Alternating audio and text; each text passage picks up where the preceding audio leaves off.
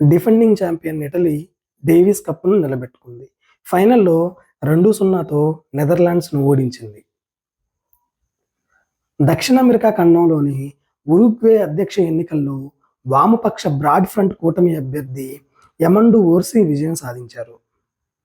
ప్రపంచంలోనే అత్యంత వృద్ధుడైన John Alfred టెన్నిసూడ్ సోమవారం ఇంగ్లాండ్లో మృతి చెందారు. ఆయన వయసు 112 సంవత్సరాలు కావడం విశేషం. ఉత్తరప్రదేశ్లోని ప్రయాగ్రాజ్లో వచ్చే ఏడాది జరగనున్న మహాకుంభమేళాలో రోబోలను ఉపయోగించాలని అధికారులు భావిస్తున్నారు. అగ్ని ప్రమాదాలను నివారించేందుకే వీటి వినియోగం.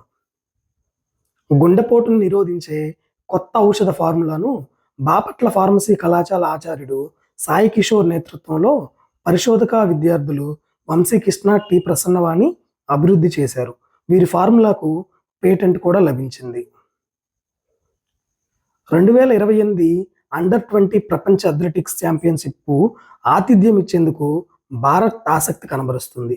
దీనికి సంబంధించిన బిడ్ కూడా మన భారత్ ఆల్రెడీ దాఖలు చేసింది. అసెంబ్లీ ఎన్నికల్లో ఘన విజయం సాధించిన జేఎంఎం నేత హేమంత్ సోరెన్ గురువారం జార్ఖండ్ రాష్ట్ర 14వ ముఖ్యమంత్రిగా ప్రమాణం చేశారు. ప్రభుత్వ జూనియర్ కళాశాలల ఉత్తీర్ణత శాతాన్ని పెంచేందుకు ఇంటర్మీడియట్ విద్యాశాఖ సంకల్ప్ 2025 కార్యక్రమాన్ని చేపట్టింది.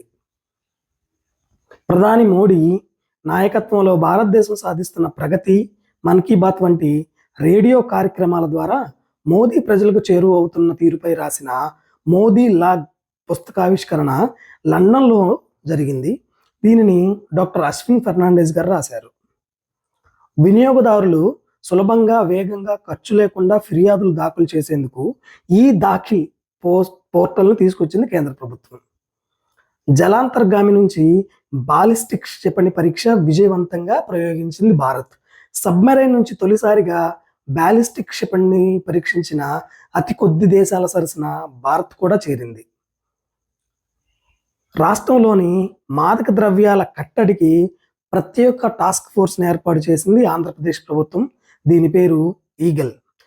దీని విభాగాధిపతిగా ఐజీ ఆకే రవికృష్ణను నియమించింది. రాష్ట్ర స్థాయిలో నార్కోటిక్ పోలీస్ స్టేషన్లు ఏర్పాటు చేయనున్నారు అమరావతిలో. దీని ఫిర్యాదుకు టోల్ ఫ్రీ నెంబర్ 1972. చిన్నారుల సామాజిక మాధ్యమాలు వినియోగించకుండా నిషేధించడానికి ఉద్దేశించిన బిల్లును గురువారం ఆస్ట్రేలియా సెనెట్ ఆమోదించింది. ఐక్యరాజ్య సమితి శాంతి స్థాపన కమిషన్కు భారత్ మళ్లీ ఎన్నికైంది. ఈ కమిషన్లో మన దేశ ప్రస్తుత పదవీ కాలం డిసెంబర్ 31 ముగియంతో 2025-26 సంవత్సరానికి గాను మళ్ళీ కమిషన్ ఎంపిక చేసింది భారత్ను. ఈ కమిషన్ ఏం చేస్తుందిరా అంటే ప్రపంచ శాంతి, స్థిరత్వం కోసం కమిషన్ సహాయకారిగా ఉంటుంది. హెచ్ఐవి రోగులు అధిక సంఖ్యలో ఉన్న రాష్ట్రాల్లో ఆంధ్రప్రదేశ్ 2వ స్థానంలో ఉంది. National AIDS and SDT control programme కింద రాష్ట్రంలో 2 లక్షల పైన రోగులు ఈ చికిత్స తీసుకుంటున్నారు. మొదటి స్థానంలో మహారాష్ట్ర ఉండడం గమనించాలి.